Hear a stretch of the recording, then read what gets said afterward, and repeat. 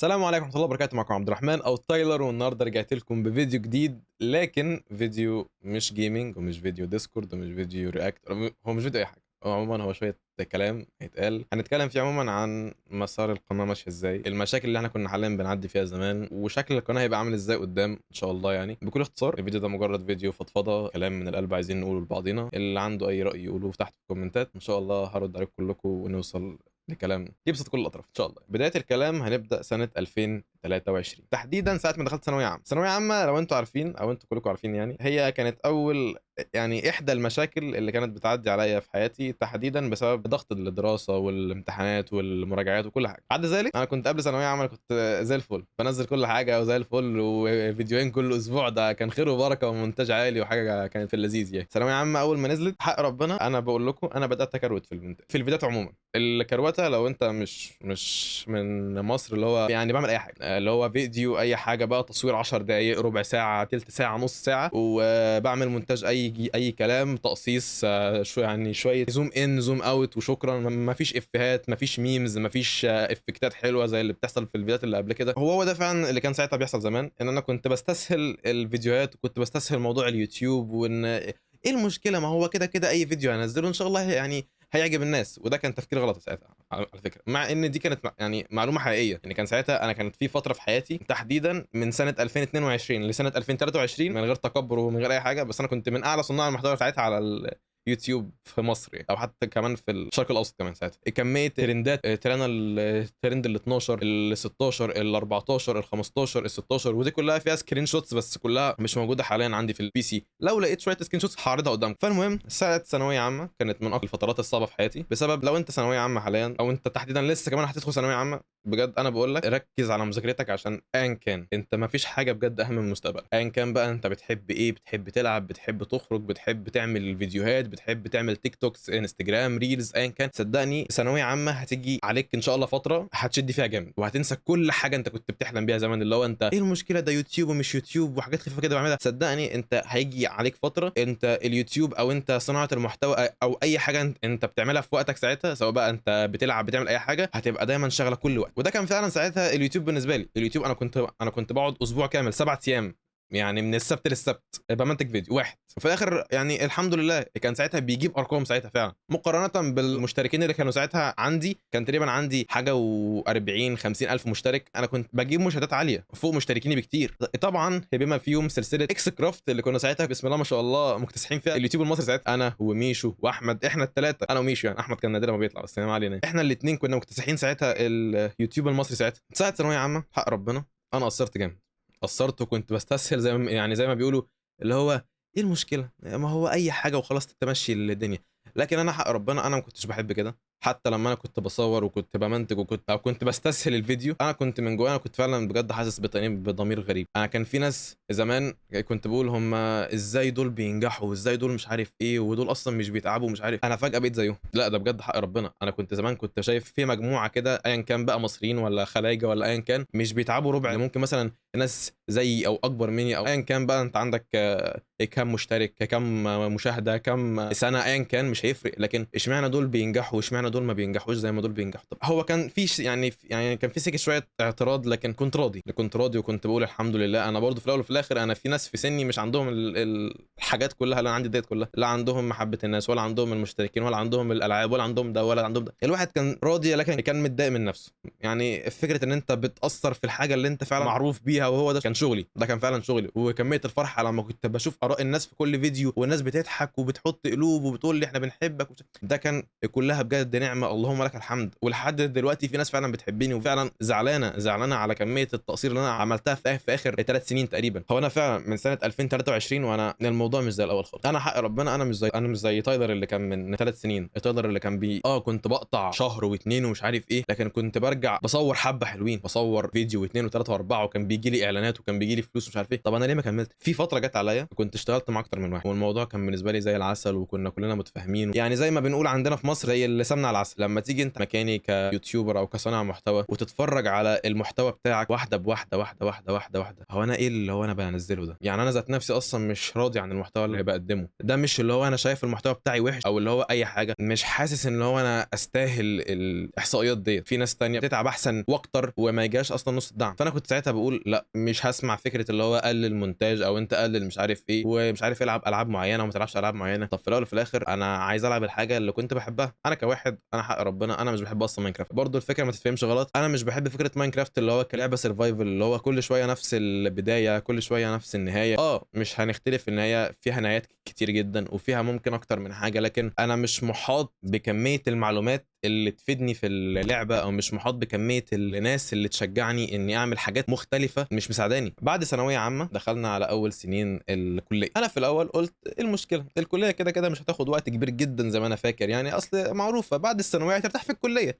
لا ارتحنا في دي ولا ارتحنا في دي، في الاخر اهو قاعدين بننزل كل سنه مره ولا حاجه. الكليه من ساعه ما دخلناها الكليه كانت بالنسبه لي حاجه لذيذه جدا، مجرد حاجه تجربه مختلفه، ناس مختلفه، يعني بيئه عمل يعني جديده، مستقبلك اللي انت اخترته بنفسك ومش عارف ايه. وفعلا اللي ما يعرفش انا حاليا في كليه كمبيوتر ساينس او حاسبات ومعلومات، تحديدا تخصص كمبيوتر ساينس. يعني فكره ان انت بتحاول تظبط وقتك ما بين ده وده عشان ما تاثرش في واحده وترفع الثانيه، عشان لو دي مالت عن دي فدي وقعت، او دي مالت عن دي فدي وقعت، فالاثنين مع بعض كانوا بايظين. فكره ان انت بقالك سنتين او 3 سنين مخك كل شويه بيفكر في حاجات رايح جاي رايح جاي. هل اللي كنت فعلا بعمله من كام سنه دون لو انا شفته بعد كام سنه ان شاء الله، سواء انا او صحابي او مش عارف ايه، هل فكره ان انت تبقى بتستغرب نفسك ساعتها اللي هو انا ازاي كنت بعمل كده؟ هو انا ازاي كنت بصور كده؟ هو انا كنت ازاي بصرخ كده؟ فكره ان انت بتنضج دي ممكن تاثر على نفسيه الواحد. يعني انا زمان انا كان معروف عني في معظم فيديوهاتي ان انا صوتي عالي، صوتي عالي وبصرخ وبعلي صوتي مش عارف ايه. هو انا لا زال كده عموما، بس يعني فكره ان انت بتطلعها بعفويه احسن بكتير من ان انت تطلعها عشان تتصنع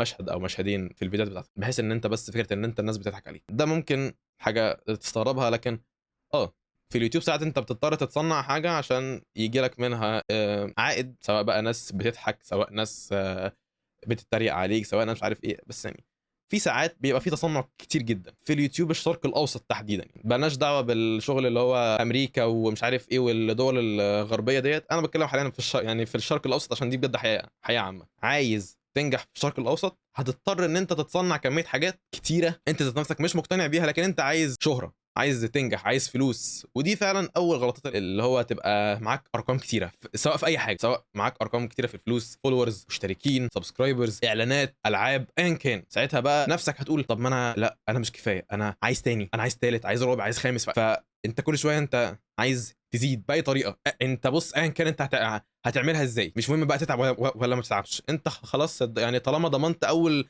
يعني سكتين، انت خلاص في دماغك اللي انت خلاص هتنجح بعدها، مش مهم بقى هتعملها ازاي، بس انت خلاص كبرياءك طاغت عليك فهتكمل طريقك يعني زي ما انت عايز. وده فعلا اللي كان حصل معايا في اول تقريبا سنه في الكليه، ساعه ما كنت بحاول انتظم شويه في اليوتيوب. وبما في يوم كنت عملت فيديو كده فيديو كلابي عموما جدا اللي هو كان اسمه الغناء الفاحش. دي كانت اولى حلقات سلسله مصر كرافت. مصر كرافت لما كنا ابتديناها كنا بدأناها من سنه، كنت تقريبا في اجازه سنه اولى. لقيت ساعتها انا والشباب عايزين نعمل سيرفر جديد، عايزين نعمل مش عارف ايه. فالموضوع كان بالنسبه لي يعني زي الفل. ايه المشكله نبدا سيرفر جديد احسن من السيرفر القديم، طالما ما كانش الحاجه احسن حاجه ساعتها في السيرفر القديم.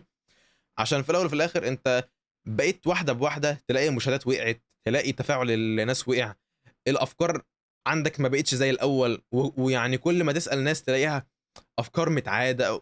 يعني انت كنفسيتك انت عايز تعمل حاجه جديده، عايز تبقى انت طالع بنفسك، طالع بشخصيتك، طالع بصوتك، حركاتك، نفسك على بعضك، عشان ما يبقاش في الاول وفي الاخر اسمك بتقلد حد. لكن مع العلم ان انا كنت فعلا بقلد ساعتها ناس كتير، يعني كنت بقلد ناس كتير في العابه وفي تصرفاته وفي اسلوبه وفي حلقات معينه وفي افكار. كنت ساعتها بحاول اطلع احسن حاجه ممكن تطلع مني انا في الفكره ديت. لكن هل معظم الافكار اللي كنت ساعتها باخدها بتعجبني؟ لا. من ساعه ما دخلت الكليه وسلسله مصر كرافت مش واحده من احسن الحاجات الصراحه اللي كنت شفتها في وقتها. انا كواحد، انا بالنسبه لي اي سلسله ماينكرافت هي عباره عن سلسله معاده بالنسبه لي، عشان انا كواحد شايف ان ماينكرافت على بعضها هتنفع لو كمجموعه، ما بالك المجموعه اصلا مش موجوده. انت نادرا ما بتلاقي مجموعه كويسه تصور معاهم. بخصوص المجموعه، انا كان في فيديو كنت صورته من شهرين تقريبا او 3 شهور، كان مع وور بيست. الاسباب عندي في الصوت ما عرفتش انزل الفيديو دون، مع ان كانت المجموعه اللي كنا ساعتها بنصور معاهم كانت مجموعه تحفه، كان هو وشويه شباب من عنده كده، الفيديو كان تحفه وكان فيه محتوى وكان زي الفل. لكن لاسباب الصوت انا اصلا يعني اكتشفت الموضوع ده متأخر، مش متاخر، لكن اللي هو بقدر الامكان حاولت اظبط الصوت رايح جاي مش عارف ايه، لحد ما فقدت الامل الصراحه. فلو عايزين نصور الفيديو ده تاني معاهم مع نفس المجموعه ديت وانزلها تاني، ما عنديش اي مشكله عمو. انتوا بس قولوا لي ويلا بينا ما عنديش مشكله. واحده بواحده بقيت عايز اطلع عن المألوف، عايز اتعرف لالعاب تانية غير ماينكرافت، عشان مش عايز في الاخر يتقال عليا ده تايلر، او اسف حتى ده مش تايلر، حتى في اصلا ناس اصلا ما تعرفش اسمي اساسا، لو انت معروف باسم البطريق. فبالنسبه لي ده موضوع يضايق شويه، اللي هو انت ماشي البطريق، لكن شخصيه مين بقى البطريق ديت ما تعرفهاش، شخصيه موجوده في الكوكب معانا بس مين ما اعرفش، الله اعلم.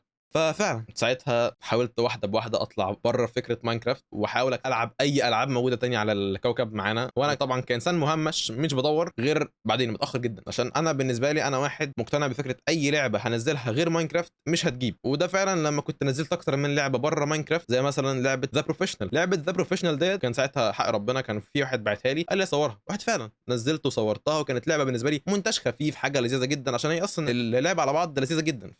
قلت وماله انزلها، ايه المشكله؟ بعدها لعبه الباك رومز اللي كنت صورتها مع اكا، لعبه رعب خفيفه لطيفه، وقلت وماله اصور لعبه رعب، الناس بتحب الرعب برضه. نفس الفكره لما كنت بدات انزل فورت، وحاليا في بتاع 4 أو 5 فيديوهات انا لسه هصورهم، في منهم يعني جزء متصور الحمد لله. زمان انا كنت بفكر في فكره اللي هو دي هتعجب الناس مش مهم انا، فده كان ساعتها الموضوع بيضايق، عشان انا كده يعني اعتبر شبه ما عنديش شخصيه في الحوار، اللي هو انا من الاخر انا بصور عشان بس الارقام. في اخر سنتين انا مش عايز اقطع بقدر الامكان، لكن ظروف الجامعه بتاعتي مش سامحه لدرجات كتير جدا، سواء مشاريع، سواء اسايمنتات، سواء ضغط جامعي، سواء بقى ضغط خارجي بره الجامعه عموما، وكميه للمره الثالثه تانيب الضمير اللي الواحد فيه بسبب ان في نعمه، انا في نعمه انا مش عارف استعملها. ولما كنت كل مره بسالكم ايه هي انواع الالعاب اللي انتوا بتحبوها غير ماينكرافت، عشان انا عايز اتعرف بره المجتمع، اللي هو انا يعني انا مش عايز المجتمع، انا عايز فكره اللي هو الواحد بيشوفني عشاني انا، يعني مش لازم يشوفني عشان لعبه، الله اعلم انا بلعب ايه. ودي فعلا حاجه يعني بتضايق، فكره ان انت بتصور للمشاهد وانت مش راضي حاجه، وانك بتصور عشان المشاهد وانت حابب اللي انت بتصوره دي حاجه تانية خالص. ودلوقتي نيجي للحته الاخيره اللي انتم مستنيينها، اللي هو ايه مسير القناه في الفتره اللي جايه. طيب انا حاليا لما قعدت حبه حلوين، انا شايف حاليا احصائيات اليوتيوب كلها بتعتمد بنسبه كبيره جدا على الشورتس، فانا في قرار يعني كنت عايز اخده بقالي فتره، والحمد لله حاليا اخدت الخطوه ديت، ان انا هفتح قناه مخصصه بس للشورتس، بنزل فيها لقطات صغيره جدا من ان شاء الله كل الفيديوهات اللي ان شاء الله هتيجي في الفتره اللي هتبقى ان شاء الله جايه. المحتوى اللي هيتقدم بنسبه كبيره هيبقى عباره عن هو جيمنج عادي زي ما هو، لكن هنوع. يعني ايه هنوع؟ انا زمان ما كنتش مقتنع بفكره التحديات عشان مش حاسسها اللي هي هتجيب، لكن ما فيش مشكله، قلت اما هجرب اعمل الحوار ده، هجرب تحديات، هجرب فلوجات. انا في سفريه، لو انت عندي على الانستجرام، ده انستجرام عموما، لو انت عايز تعملي فولو اعملي فولو بقى، يعني مش هتخسر حاجه. في فلوج المفروض ان هو نقول ان هو متصور ان شاء الله، يعني كانت لسفريه معينه كنت عملتها من كام شهر، ان شاء الله المفروض انها تنزل في الفتره الجايه ان شاء الله. وفي ان شاء الله برضو في فلوج تاني هيتصور بس لسه قدامه حبه حلوين يعني. وخلي بالك يا عزيزي، طالما انت وصلت النقطه ديت من الفيديو، وطالما احنا بنتكلم على الانستجرام، خلي بالك ان برضو احتمال يكون في يعني افكار مثلا زي رياكتات، رده فعل. فلو انت وصلت النقطه دي من الفيديو، المفروض ان انا حاليا وقت ما انت بتشوف الفيديو دون هكون منزل ستوري على الانستجرام، مستنيك تبعت لي ميمز، رياكتات، اي حاجه بقى، اي حاجه عندك ابعتها لي، وهعمل ان شاء الله عليها رده فعل وابقى انزلها عندي في الفيديو دون. ولو عجبكم حوار الرياكتات، رده الفعل والرياكتات ومش عارف ايه، ممكن نعمل لها قناه لوحدها عشان ما تاثرش على الجيمنج عندنا في القناه. فدي كلها افكار ان شاء الله تبقى نخططها بقى لنا فتره. في يوتيوبرز ان شاء الله ناوي ان انا اصور معاهم في العاب مختلفه، يعني كامل الاختلاف عن الالعاب اللي انا بلعبها، بس مش بعيد قوي، بس هي ان شاء الله هتبقى حلوه. يعني اجرب العاب مثلا زي العاب المحاكي، في العاب كتير جدا في بالي حاليا، وانا حاليا موجوده عندي على البي سي واشتريتها فعلا، وهصورها وهجربها وهنزلها لكم. ده كانوا شويه كلام في القلب عايزين يطلعوا، الله اعلم الفيديو هيبقى مدته قد ايه دلوقتي، ما اظنش ان هو يبقى فيه مونتاج اصلا، يعني مجرد كلام رايح جاي مش عارف ايه. فانا عايزك يا عزيزي دلوقتي تنزل تحت وتقول لي رايك. في ناس ممكن تشوفني بتدلع لسبب ما، هو انا نعم بتدلع بس مش للدرجه دي. لو انت عايز تقول تحت رايك في الكومنتات قول، وانا ان شاء الله هرد عليك بنفسي. اليوتيوب بيقول ان الفيديو ده ان شاء الله هيعجبك، فروح شوفه وقول لي هو كان بيتكلم على ايه وبس. والسلام عليكم ورحمه الله وبركاته.